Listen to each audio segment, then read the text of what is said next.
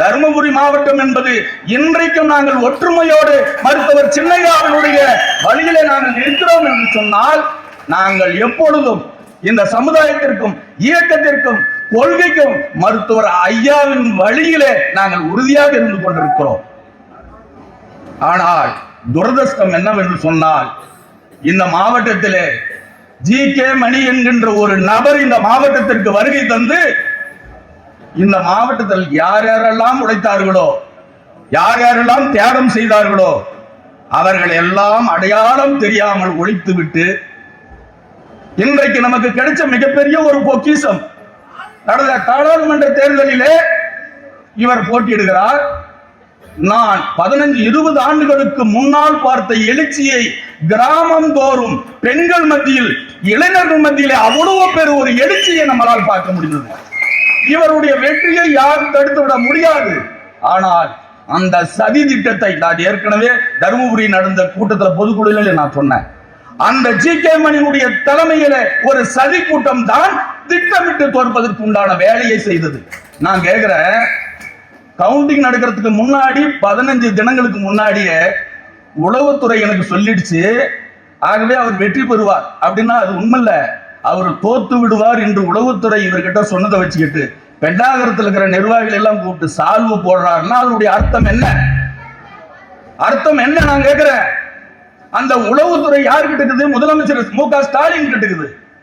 அப்ப உனக்கும் மு.க. ஸ்டாலினுக்கு எந்த அளவுக்கு தொடர்பு?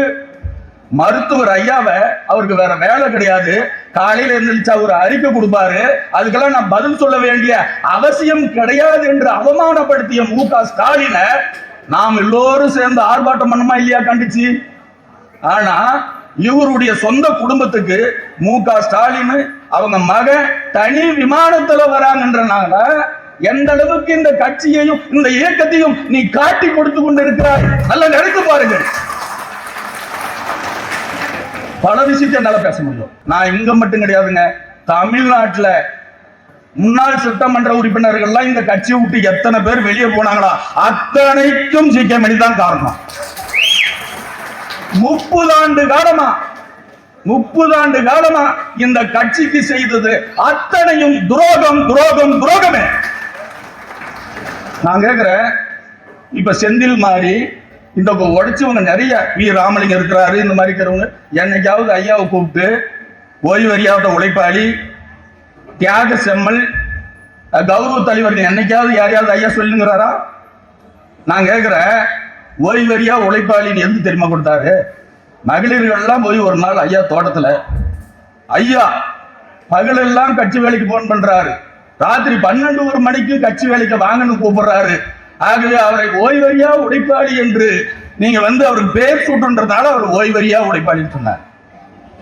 அதுக்கு அடுத்தது கௌரவ தலைவர். என்ன கௌரவ தலைவர்?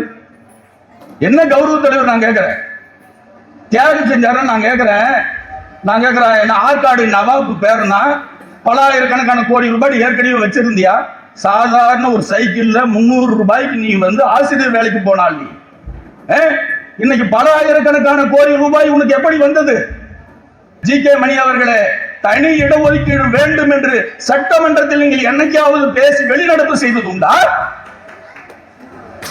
இந்த அளவுக்கு முதலமைச்சர் நெருக்கமாக இருக்கிற, சட்டமன்றத்தில் கால் வைக்க மாட்டேன் என்று சொன்ன மருத்துவர் ஐயாவை நீ சட்டமன்றத்தை கூட்டிட்டு போய் அவமானப்படுத்தி இன்னைக்கு வருது அந்த இடஒதுக்கீடு கொடுக்காம நீ நிறுத்தி வைத்துட்டு இருக்கிற, எவ்வளவு பெரிய கொடுமை. நான் பேசுறேன்னா, இன்னைக்கு பெண்ணாகரத்துல அந்த மண்ணின் மைந்தர்கள் இவரால தான் அந்த பெரிய வெளியே போனாரு. அங்க திமுகன்ற ஒரு கட்சியே இல்லாம இருந்தது. இன்னைக்கு அந்த திமுக உருவானது. இன்னைக்கு அந்த பகுதியில் உழைச்சவங்க என்எம்எஸ் இன்னைக்கு எம்எல்ஏ ஆயிருக்கணும். நல்லாம்பட்டியில் இருக்கிற கதிர்வேல், சக்திவேல், ராமகிருஷ்ணன், அந்த பகுதியில் இருக்கிற பாடி செல்வம், சுதாகிருஷ்ணன், இன்னும் ஏரூர் பகுதியில் இருக்கிற நம்ம பத்தலாபுரம் மாது, இப்படிப்பட்டவர்கள் இன்றைக்கு அங்க சட்டமன்ற உறுப்பினராக வந்திருக்கணும். அவங்க எல்லாம் போராடி சிறைக்கு போனவங்க. நான் கேட்கிற ஜி.கே. மணி அவர்களே, நீ இடஒதுக்கீடு போராட்டத்திற்காவது ஒரு நாள் ஜெயிலுக்கு போனது உண்டா? எங்கேயாவது நீ போராட்டத்தில் கலந்தது உண்டா? ஐயா கிட்ட நாங்கெல்லாம் யார் யாரெல்லாம் நெருக்கமா இருந்தோமோ அத்தனை பேருமே தவா போயிட்டோம். யாருக்கிட்ட நெருங்க முடியாது. எனக்கு முன்னால பேசுற எங்க தலைவர், உடற்பயிற்சி திட்டத்தினுடைய தலைவர் சொன்னார், இங்க உட்கார்ந்துட்டு இருக்கிறாங்களே முனைவர் சௌமியா அன்புமணி அவர்கள் சாதாரண குடும்பம் கிடையாதுங்க, மிகப்பெரிய அரசியல் பாரம்பரியமான குடும்பம். இன்றைக்கு அந்த வடபுலத்தில் வந்து அந்த பகுதியை தமிழ்நாட்டோடு சேர்ந்ததற்கு அம்மாவுடைய அப்பா அவரு போராடி சிறைக்கு சென்று போராடி தான் அந்த பகுதி தமிழ்நாட்டோட சேர்ந்தது. எவரு பெரிய புகழுக்கு வாய்ந்தவர்? அவரை திட்டமிட்டு மருத்துவர் சின்னையாவோ அவங்க குடும்பத்தை சார்ந்தவர்கள் இந்த மாவட்டத்தில் இருக்கக்கூடாது, இந்த மாவட்டம் ஒட்டுமொத்தமாக தன்னுடைய கட்டுப்பாட்டில் இருக்க வேண்டும் என்று சொல்லி திட்டமிட்ட செய்த சதி. ஒரு முறை நீங்க இந்த மாவட்டத்தில் எம்பியா சட்டமன்ற உறுப்பினரா யார் இருந்தாலும் சரி, வெங்கடா சார் இருக்கட்டும், டாக்டர் நம்ம மருத்துவர் டாக்டர் செந்திலா இருக்கட்டும், பாரிமோகனா இருக்கட்டும், ஒரு முறை இருந்தனா எங்களை எவ்வளவு கேவலப்படுத்தி எவ்வளவு அசிங்கப்படுத்தி என்னென்னலாம் பண்ணணுமோ அவ்வளவு ஐயா வாயாலேயே எங்களை அசிங்கப்படுத்த வச்சிருவார். எங்க கண்ணு முன்னாடி யார் யாரெல்லாம் எப்படி எல்லாம் நாங்க அசிங்கப்பட்டிருக்கிறோம். ஆனால் இருந்தாலும் ஆரம்ப காலத்தில் இருந்து இன்று வரை தடம் பெறலாமல் மருத்துவர் ஐயாவை கடவுளாக ஏற்றுக்கொண்டு